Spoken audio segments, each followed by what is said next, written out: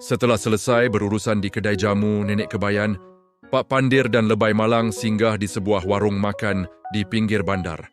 Hari ini adalah hari yang bersejarah. Gaji pertama Lebay Malang sebagai pekerja sambilan harian grade N11 telah pun masuk.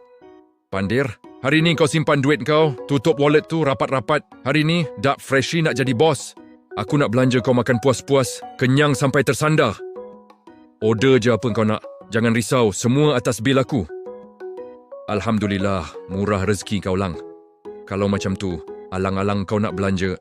Dek, bagi saya nasi ayam gepuk berapi satu.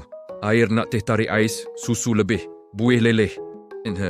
Pandir, kalau kau nak order air, kau kena order yang kosong saja tau. Air suam ke, ais ke, tak boleh ada susu. Susu ni lembu import, kita kena boykot dan support ekonomi lokal. Pula dah, yalah, teh ais. Ayam gepuk berapi satu. Ayam gepuk tu pun tak boleh Pandir.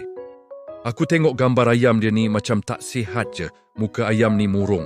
Mesti sebelum kena sembelih, dia ada masalah keluarga.